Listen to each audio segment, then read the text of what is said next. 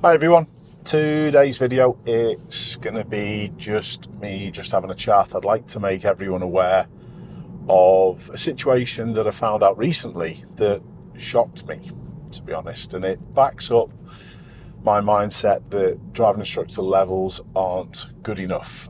I, as you know, do mainly instructor training. I've only got a couple of students who I teach, just people who know, or friends or family, or people who live really close. But mainly I spend my time teaching instructors, and a majority of the time it's training my own instructors who are going to work for the driving school. But I do take time to rescue or give some rescue training to people. It's a Volvo coming in. Is a Volvo wanting to come in? Is Volvo wanting to come in? No. Notice, even when I'm delivering to camera, you've got to be super aware. In the end, the Volvo turned as well. But yeah, I deliver rescue training for potential driving instructors trying to qualify. Mainly, like I said, it's to the instructors who are going to be working under my driving school. But I do often get calls for help from people who work for other people or other driving schools, and that includes the national driving schools as well. And it was whilst doing some of this training, I'm not going to mention who I was training for or the company I was training for, but it was one of the big national schools. I found out this little piece of information, and I thought I'd let you know. There's a local Facebook group in my area, in Merseyside, for this particular company. And I got told this, I can't verify it, but I've been told now by a couple of other people who work for this same national company that it is correct. That over the last 3.5, nearly 4 years, of a national company in Merseyside. Merseyside's a pretty big area. Do you know how many people have actually qualified to become a driving instructor? What would your guess be? The answer, though, is none. 0. It blew me away that they're going to be having, I would say, in a 3-year period, I would say, it's just an estimate, I would say there must be at least 100 people who have gone through that process. It's probably more. That's a conservative estimate that I've just given you there, but none of these people were able to fully qualify. Now, I know the pass rates for the driving instructor exam are really low, but I didn't realise to the level that some of these national companies are affecting these pass rates. Now, the person who I was helping qualified. He passed with my help. But over the last 3 or 4 years, there's been no one else, which is absolutely scandalous. It led me to go on to think about this national company's business plan. Now, my business plan for the driving school is to produce really good driving instructors and, yes, obviously help them go through. And I do have trainee driving instructors working for my company, yes. But the business plan must be for this national company to get as many people on board as they can, pay their £3,000 or whatever it is, I don't know. Get them on a trainee license. I'm going to talk about trainee licenses in a little bit. And then they don't give a crap whether they pass or fail. Well, not going to pass anyway. So all they're interested in is getting these potential driving instructors onto a trainee license, getting them to lease a car, getting them to pay a franchise, and that's how this national company, National Driving School, makes the money. And it's shocking. It's got nothing at all to do with road safety. It's terrible. Now, a trainee license holder has to go through for a minimum of 40 hours training prior to these hours being signed off, and then the trainee license application being made. And then they get a 6-month period. 6 months is the length of the trainee license.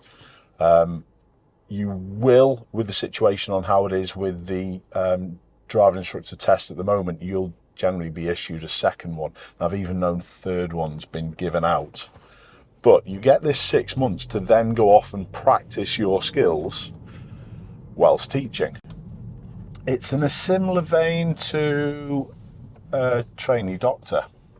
If you were going to a hospital and you'd injured yourself and you were seen by a junior doctor or a trainee doctor, they still know the stuff. But they are allowed to go off and treat, and it's in exactly the same way.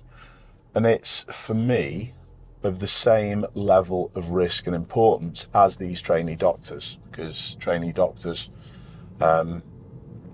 obviously people's lives and health and safety is in their control, so they have to be good.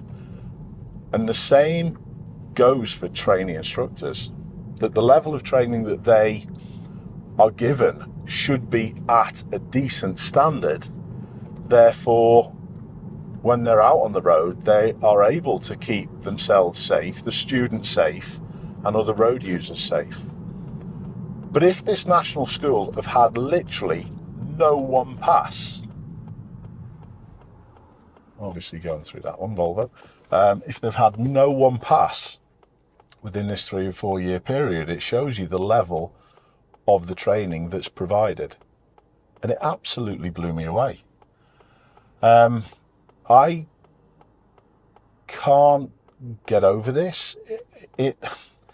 And this national company are responsible for training so many people across the country with substandard PDIs or potential driving instructors.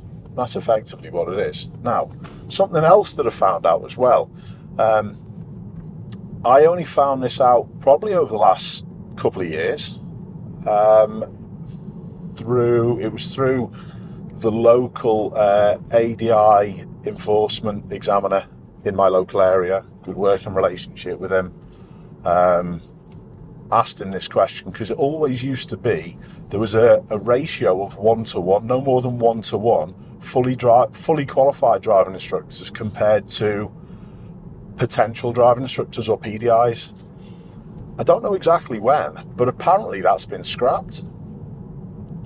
So it then allows unlimited amount of potential driving instructors, even if there was just one fully qualified driving instructor in a company. You could effectively, and I'm assuming that this is the case, I haven't been able to find this out for certain, I've actually just emailed the DVSA to ask for confirmation, but effectively you could have one fully qualified driving instructor and you could have 100 trainees.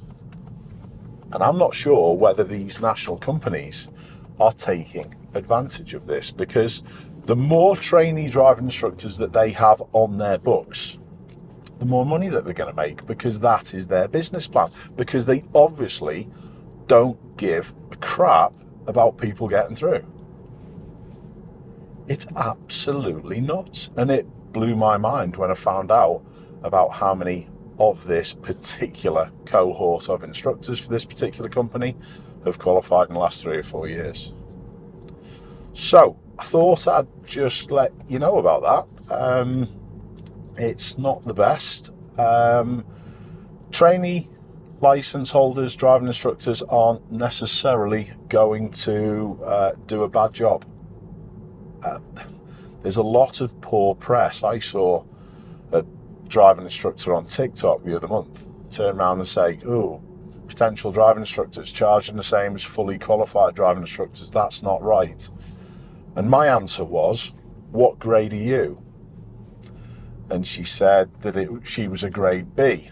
And I went, "Okay then, should you be charging the same as me?" And it can't be like that. Trainee driving instructors should, if it's done correctly, be familiar with up-to-date methods. They won't be like the driving instructor who's been doing it 25 years. I've just mentioned that because I've been doing it 25 years, but people who've been doing it similar sort of age as me aren't necessarily going to be going out and doing professional development and other courses and pushing themselves like I've always done. And they'll be stuck in the same ways of thinking that they taught or they got taught 25 years ago, and that's not right. So I'll put it this way, my trainee driving instructors will have a better understanding of how to do things to the latest methods than maybe people 25 years ago, who qualified 25 years ago. So it's not necessarily a bad thing. Would I be put off by going with the trainee driving instructor? No. You will understand quite quickly whether or not that the person that's teaching you and you gel and you get on and you understand what they're talking about and you're improving. If you're not doing all of those things or most of those things, it could be time to change instructors, but then becomes another problem because there's a massive lack of instructors and people are just going with anything that they can get hold of. And that again forces people into the clutches of these national companies this national company, I'll retract that, it's not all of them. However, some of the level of training I've seen from all of the national companies is, in my opinion, substandard. But yeah, it pushes people into the clutches of maybe this national driving school, and then you're stuck with a substandard potential driving instructor. And then what does that do to the test pass rates as well? It's a never-ending cycle of rubbishness. And that's how we're going to finish this. Sorry about my rant, but I think it's important to draw this to people's attention. I am going to get in touch with this national company and ask them for their numbers, their ratio between fully qualified and PDIs, and it'll be interesting on what they say. If I get that information back before this video goes out, I'll put it out. If not, I'll update you later on. In any case, keep safe, and I'll see you all soon.